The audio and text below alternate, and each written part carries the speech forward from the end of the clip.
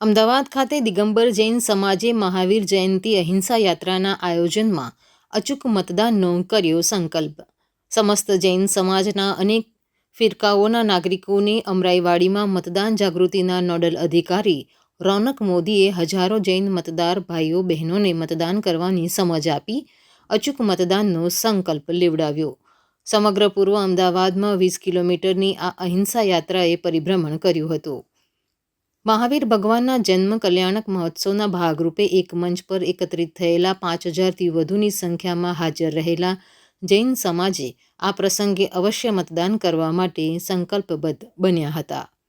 આજના મહાવીર જયંતિ પર્વ નિમિત્તે અમદાવાદ મ્યુનિસિપાલિટી કોર્પોરેશન મેયર અને તેમની સમગ્ર ટીમ દ્વારા આજ કતલખાના બંધનું જે એલાન કરવામાં આવ્યું છે તે બદલ હું અમદાવાદ મ્યુનિસિપાલિટી કોર્પોરેશનનો ખૂબ ખૂબ આભાર માનું છું.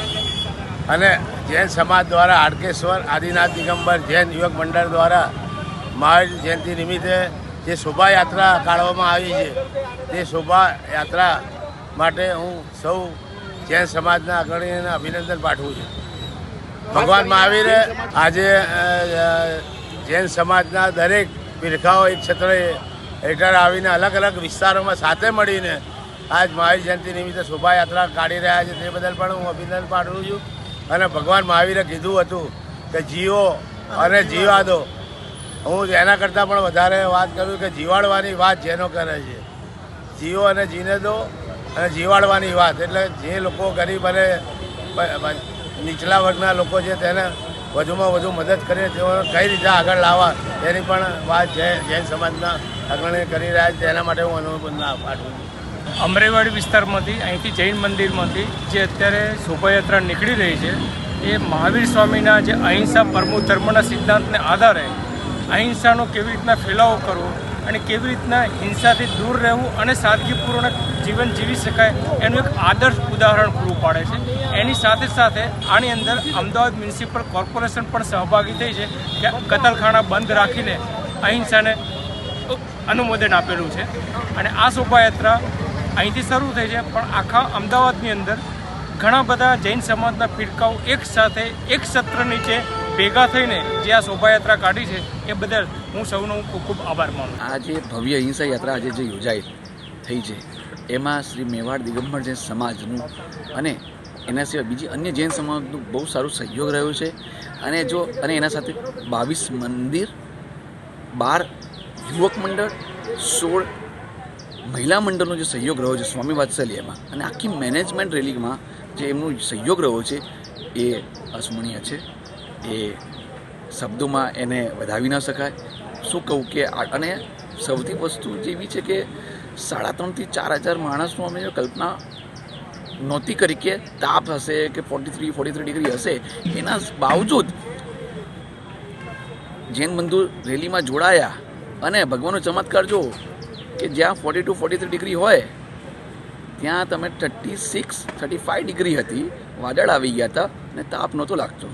એટલે આ ભગવાનની મહિમા જ હતી આજે કે એમને વાદળ લાયા, તાપ નહોતો લાગતો. અને એક પણ જૈન બંધુ ઘરે જઈને કે સ્વામી પાસે લઈને કોઈ ઘરે જઈને જતો રહો એવું રહ્યું જ નહીં. બધા દિલથી ભગવાનની ભક્તિ કરી રસ્તામાં અટૂટ રીતે બહુ આમ જેમ પોતાનો પ્રસંગ હોય એવી રીતે નાચ્યા, કૂદ્યા અને ભગવાનનું જન્મ કલ્યાણક મનાવ્યું.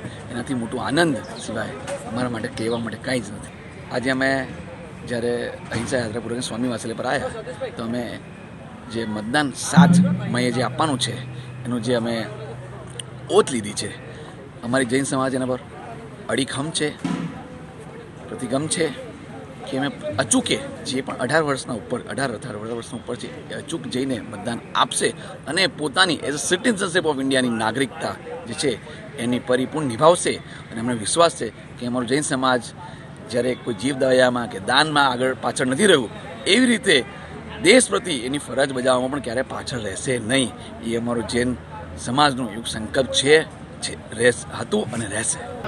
આજ રોજ મહાવીર સ્વામીનો જન્મજયંતિ નિમિત્તે અત્રે અહીંયા જૈન સમાજના મહાનુભાવો તથા તેઓના સમાજના 5,000 જેટલી જનસંખ્યા અત્રે એકત્રિત થયેલી છે. તેમાં અમોએ તેઓનો સંપર્ક કરી અહીંયા અમે મતદાન જાગૃતિ માટેના એક કાર્યક્રમનું આયોજન કરેલું છે. તે અનુસાર અમે તેઓની જૈન સમાજના આગેવાનો તથા તેઓના કુટુંબના સભ્યોને સાથે રાખીને અહીંયા તેઓને એક મતની કિંમત સમજાવી તારીખ 7ના રોજ અચૂક મતદાન કરવા માટે પ્રોત્સાહન પ્રેરિત કરેલા છે તથા દરેક નાગરિકને અહીં અત્રે મતદાન અચૂક કરવા બાબતની શપથ લેવડાવેલી છે અને ખૂબ સરસ કાર્યક્રમ રહ્યો છે અને જૈન સમાજના મહાનુભાવો તથા તેઓના કુટુંબીજનોથી ઘણો સારો પ્રતિભાવ પણ મળેલો છે. રિપોર્ટ સંજીવ રાજપૂત સાથે સિમ્પલ ઠક્કર, TV9 ગુજરાત, અમદાવાદ. જોતા રહો TV9 ગુજરાત, નિર્ભય, નિષ્પક્ષ, નિરંતર.